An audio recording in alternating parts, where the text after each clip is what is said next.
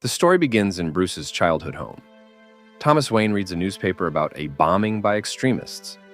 When Bruce asks why people do such things, his father admits he doesn't know, but says he can teach others to be better. He tells Bruce that by helping his students, maybe they won't grow into people who spread hate. To lighten the mood, Thomas messes Bruce's hair and asks what he'll do when he grows up. Then we see the future. Batman standing over a pile of white nationalists, holding a flamethrower after burning one of their buildings. Earlier that day, Bruce drives to a small town called Slaughter Swamp. He passes an immigrant camp where priests are serving food. Thinking they're safe, he continues to a pawn shop where he buys explosives and gear, making sure they're non-lethal. The owner says they're less lethal, and Bruce accepts. While loading his truck, Bruce hears someone crying for help in an alley. The shop owner warns him not to get involved, but Bruce runs in anyway and finds a woman and her son being attacked by masked men calling them outsiders. Bruce knocks one down hard, but the shop owner hits Bruce with a wrench, revealing he's part of the gang. Their leader, DJ, arrives. They call Bruce a city boy with a savior complex and start kicking him while he's down. One of the priests from the camp tries to protect Bruce, begging them to stop.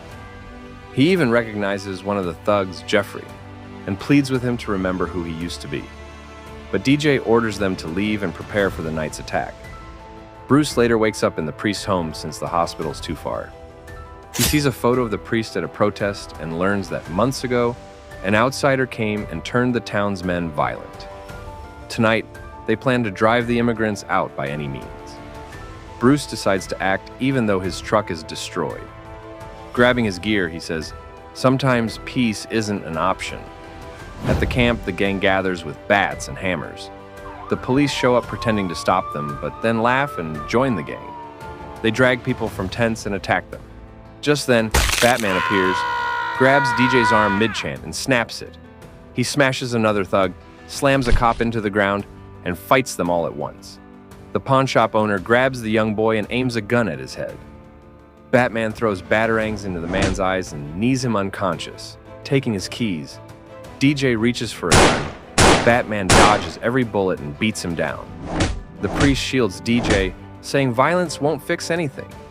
Batman replies that this is his way of stopping people who cross the line. The injured gang runs to get reinforcements, loading up on weapons. Bruce realizes the keys belong to a dump truck. As they prepare, he drives it straight through their house, tearing the building apart.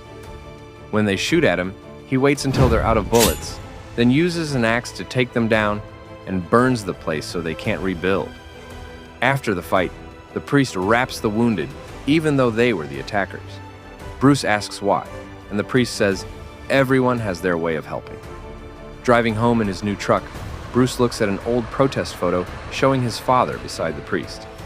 Thomas once told him, "You have a strong and compassionate heart. Be yourself. I'll always be proud of you." Bruce looks at his blood-covered gloves and lowers his head. The story ends there. Subscribe for more.